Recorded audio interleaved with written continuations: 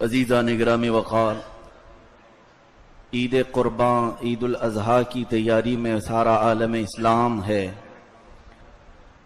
اور اللہ عز و جل کی پسندیدہ عبادت، اور فرمایا میرے آقا صلی اللہ علیہ وسلم نے کہ ذی الحجہ کے ایام میں سب سے محبوب عبادت اللہ کو اگر کوئی چیز ہے تو وہ جانور کی قربانی دینا ہے۔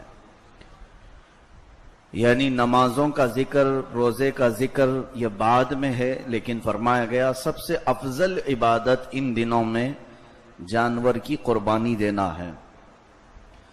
ظاہر سی بات ہے ان قربانیوں میں کوئی نہ کوئی حکمت ضرور ہوگی، دین اسلام بغیر حکمت کے نہیں چلتا، ہر کسی نہ کسی کام کی کوئی حکمت ضرور ہوتی ہے۔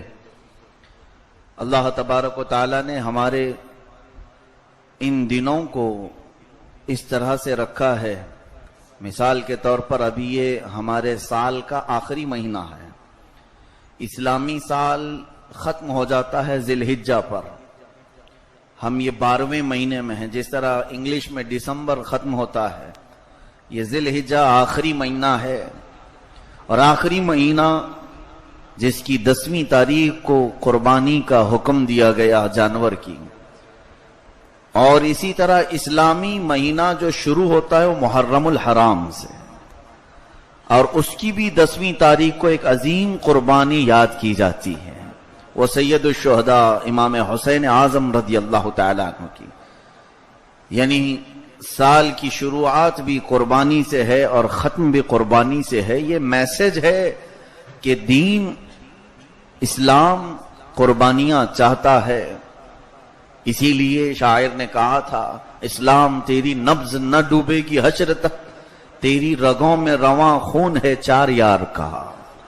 اور پھر یہ بھی فرمایا گیا یہ شہادت گہے الفت میں ہے قدم رکھنا، یہ شہادت گہے الفت میں ہے قدم رکھنا، لوگ آسان سمجھتے ہیں مسلمان ہونا، خرد نے کہہ دیا لا الہ تو کیا حاصل، دل و نگاہ جو مسلمان نہیں تو کچھ بھی نہیں ہے۔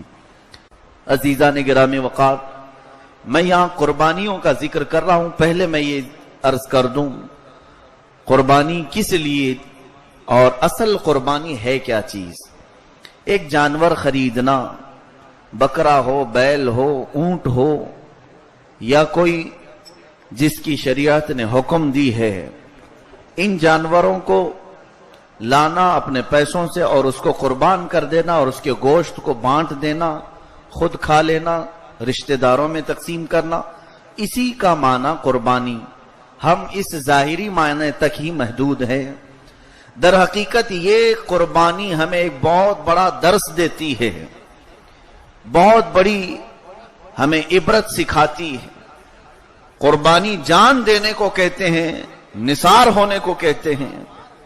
عزیزان گرامی وقار، یہاں پر ان لوگوں کو اس بات کا اچھا احساس ہوگا جو اپنے گھر میں جانور پال کر کے قربانی کرتے ہیں۔ پہلے یہ رواج نہیں تھا، جیسے آج منڈی میں مارکیٹ میں بھیڑ لگ جاتی ہے، عید کے 1 دن 2 دن پہلے جانور خرید کر لائے جاتے ہیں اور کاٹ دیے جاتے ہیں، وہ ذبح ہو کر چلے گئے۔ لیکن پہلے حکم یہ تھا کہ جانور پہلے سے خریدا ہوا ہو اور اپنے گھر میں پلا ہوا ہو، آپ نے صبح شام اس کو کھلایا ہو اور اس کی تھوڑا سا پرورش کی ہو، نہلایا دھلایا ہو، اسے چرایا ہو آپ نے۔ اس کا حکم اس لیے دیا گیا تھا کہ جس وقت اسے ذبح کرنے کے لیے لٹایا جائے درد آپ کو ہونے لگے گا، اس کو میں نے کھلایا تھا، اس کو میں نے پلایا تھا، اس کو کہاں کہاں چرایا تھا۔ یہ پالنے کا جو حکم تھا وہ اس لیے تھا کہ تمہیں احساس تو ہو کہ تم اپنی چیز کو ذبح کر رہے ہو، اپنی پالی ہوئی چیز کو اللہ کی بارگاہ میں قربان کر رہے ہو۔ ویسے باہر کی چیز پر جا کر چھری چلا دینے میں کبھی احساس نہیں ہوتا۔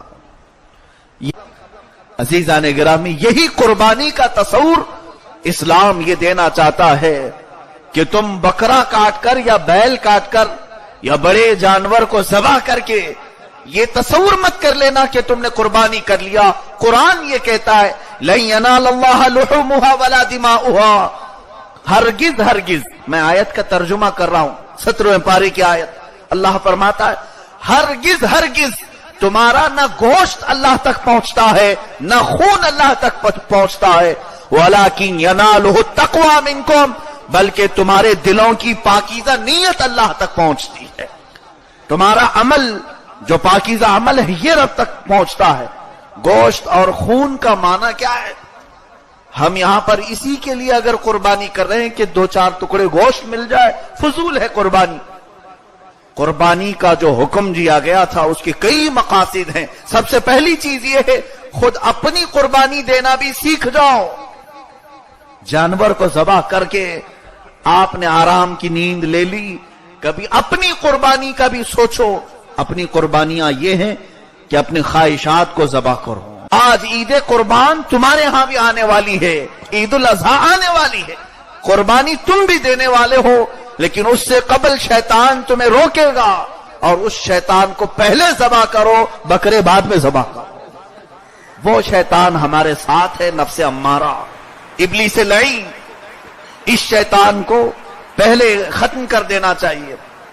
ہاں اگر میرے اس بیان کا مقصد کوئی اپنے طور پر لے لے کہ ہم کو شیطان کہا گیا، ان کو شیطان کہا گیا، یہ تمہارے دماغ کا فطور ہے، اور اپنے لیے جو اچھا سمجھو وہ اپنے لیے تصور کرو۔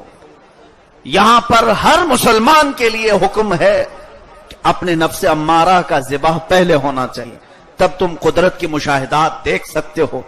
قربانی کا تصور آیا حضرت۔ آج بھی میرے عزیزو، بکرا کٹنے کے وقت تم اپنے اندر کی تمام خصلتوں کو یاد کرو کہ میں اپنے نفس امارہ کی بدکاریوں کو بھی ساتھ ذبح کر رہا ہوں، میری برائیوں کو ساتھ ذبح کر رہا ہوں۔ ہو سکتا ہے کہ اللہ تبارک و تعالی، جیسے کہ قرآن میں تمہاری نیتیں اللہ تک پہنچتی ہیں، تمہاری نیتیں پہنچتی ہیں، بکرے کا گوشت اور بکرے کا خون اللہ تک نہیں پہنچ رہا ہے۔ اللہ فرماتا ہے تمہاری نیتیں، اور ذبح کرنے کے وقت نیت یہ کی کہ میرے اندر یہ بدکاریاں ہیں، میرے اندر یہ فحاشی ہے، میرے اندر بے عیب جانور کی قربانی کرو، تاکہ اچھی سواری تمہارے لیے قیامت کے دن ہو جائے۔